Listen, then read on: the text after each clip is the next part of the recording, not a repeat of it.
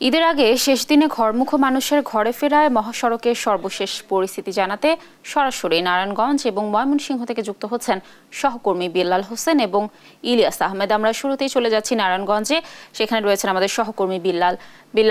শেষ দিনে যানবাহনের চাপ কি আরও বেড়েছে কিনা, কেমন দেখছেন সড়কের পরিস্থিতি, কি তথ্য রয়েছে? লাবণী, আজও সকাল থেকে কিন্তু রাজধানী ছেড়ে দক্ষিণ পূর্ব অঞ্চলের দিকে মানুষ কিন্তু রওনা হচ্ছেন। আমরা এই ঢাকা চট্টগ্রাম মহাসড়কের সাইনবোর্ড থেকে মেঘনা টোল প্লাজা পর্যন্ত যে বাস কাউন্টারগুলো রয়েছে সড়কের পাশে, সেগুলোতে আমরা আজকে দেখেছি মানুষ একেবারে ভোর থেকে কিন্তু বাড়ির পথে রওনা হচ্ছেন। অর্থাৎ সবাই চান বিকেলের আগে যাতে বাড়িতে পৌঁছানো, এমনটাই কিন্তু আসলে চান। এই জন্য ভোর থেকেই এই মহাসড়কে মানুষের চাপ কিন্তু লক্ষ্য করা গেছে।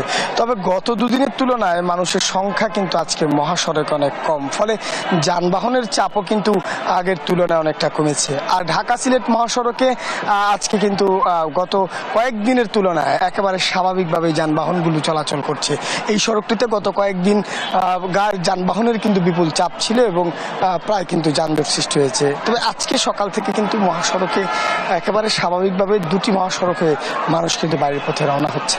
আমরা ঢাকা চট্টগ্রাম মহাসড়কের চিত্র একটু দেখানোর চেষ্টা করছি। মানুষ আজও অপেক্ষায় আছে, তাদের যে গাড়ি সেটি কিন্তু নির্ধারিত সময়ে আজকেও আসেনি। অর্থাৎ গত দুদিন তিন দিন একই পরিস্থিতি কিন্তু এই মহাসড়কে ছিল। গত দুদিন তিন দিন বাড়তি ভাড়া থাকলেও আজকে কিন্তু ভাড়া নিয়ে আসলে যাত্রীদের তেমন অভিযোগ আমরা আজকে পাইনি। তবে যানবাহনগুলো আজকেও ঠিক নির্ধারিত সময়ে আসেনি, ফলে মানুষ কিন্তু পরিবার পরিজন নিয়ে এই মহাসড়কের পাশে বসে অবস্থান করছেন আসলে কখন তাদের যানবাহনটি ফিরে আসবে এবং তারা কিন্তু বাড়ির পথে রওনা হবেন। তো আসলে আগামীকাল ঈদ এবং এখন কিন্তু রাজধানী থেকে ছেড়ে একেবারে শেষ সময় যারা বাড়ির উদ্দেশ্যে রওনা হচ্ছেন তারাই কিন্তু মহাসড়কে নেমে এসেছেন এবং পরিবার পরিজন নিয়ে ঈদ করতে বাড়ি ফিরে যাচ্ছেন। দুটি মহাসড়ক নিয়ে আমার কাছে এই হচ্ছে এই মুহূর্তের পরিস্থিতি। আমরা এখন যাব ময়মনসিংহে, সেখানকার পরিস্থিতি জানতে সহকর্মী ইলিয়াসের কাছে। ইলিয়াস।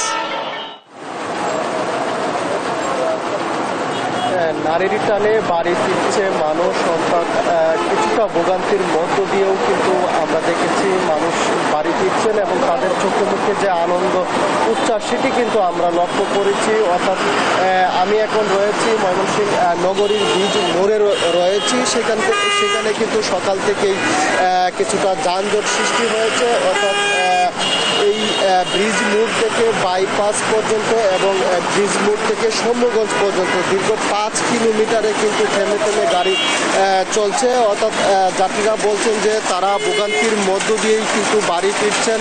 যদিও যাত্রীরা বলছিলেন যে তারা ঢাকা থেকে একদম ভোরে কিন্তু রওনা দিয়েছিলেন এবং ঢাকা থেকে আসতে যতটুকু না কষ্ট হয়েছে, এই বাইপাস থেকে ময়মনসিংহ হয়ে সৌম্যগঞ্জ যেতে কিন্তু তাদের দ্বিগুণ কষ্ট হচ্ছে। অর্থাৎ ভাড়াও কিন্তু তারা 2 থেকে 3 গুণ বেশি দিচ্ছেন, সেই বিষয়টি কিন্তু বলছিলেন। অর্থাৎ আপনি দেখতেই পাচ্ছেন যে এই ব্রিজ মোড়ে কিন্তু একেবারেই গাড়ির যে যানজট সেটি কিন্তু লেগে আছে। আর অর্থাৎ গাড়ি কিন্তু কোনোভাবেই কোথাও যাচ্ছে না, অর্থাৎ একেবারেই ধীর গতিতে গাড়ি চলছে। আমরা অনেকেই দেখেছি, অনেকেই কিন্তু যানবাহন না পেয়ে কিন্তু বিকল্প পথে তারা যাওয়ার চেষ্টা করছেন। অর্থাৎ ট্রাক পিকআপে করে কিন্তু মানুষ গন্তব্যস্থলে যাওয়ার জন্য চেষ্টা করছেন। আমরা এই বিষয়টি নিয়ে পুলিশ প্রশাসনের সঙ্গেও কথা বলেছিলাম। তারা বলছেন যে যানজট নিরসনে তারা কিন্তু কাজ করছেন এবং মানুষ যাতে স্বস্তিতে অন্তত হলেও বাড়ি ফিরতে পারে সেই লক্ষ্যে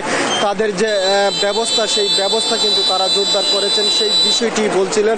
এবং আমরা বেশ কয়েকজন যাত্রীর সঙ্গে কথা বলেছিলাম, তারা বলছেন যে ঢাকা থেকে ময়মনসিংহের বাইপাস পর্যন্ত কিন্তু তারা অনেকটাই সহজভাবে এসেছেন। অর্থাৎ বাইপাস থেকে ব্রিজ মোড় হয়ে সৌম্যগঞ্জ হয়ে বাড়ি যাওয়ার পথে তাদের যে ভোগান্তি সেটি কিন্তু চরম আকার ধারণ করেছে, সেই বিষয়টি বলছিলেন। অর্থাৎ বাইপাস থেকে ব্রিজ মোড় হয়ে সৌম্যগঞ্জ যেতেই কিন্তু তাদের 2 থেকে 2.5 ঘন্টা সময় লাগছে। অর্থাৎ এই 5 কিলোমিটার রাস্তা যেতেই তাদের 2 থেকে 2.5 ঘন্টা সময় লাগছে এবং ভাড়াও কিন্তু তাদের বেশ কয়েক গুণ বেশি লাগছে। সেই বিষয়টি নিয়ে কিন্তু তারা ক্ষোভ প্রকাশ করেছেন এবং তারা বলছেন যদিও চালক যারা আছেন তারা কিন্তু বলছেন যে তাদের যে গাড়িগুলো সেটি কিন্তু অনেকটাই কিন্তু থেমে থেমে চলার কারণে, অর্থাৎ তারা একবার যাত্রী নিয়ে গেলে আরেকবার আসতে কিন্তু তাদের অনেক সময় লাগে। সেই লক্ষ্যে কিন্তু তারা ভাড়া কিছুটা বেশি নিচ্ছেন, সেই বিষয়টি কিন্তু বলছিলেন। অর্থাৎ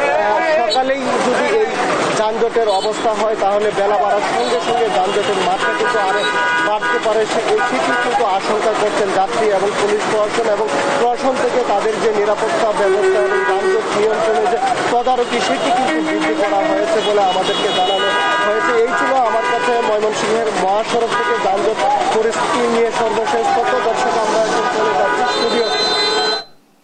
ধন্যবাদ ইলিয়াস এবং বিল্লাল আমাদের সাথে যুক্ত থাকার জন্য। দর্শক, এই যাত্রার শেষ দিনে মহাসড়কের সর্বশেষ তথ্য জানাচ্ছিলেন আমাদের সহকর্মীরা।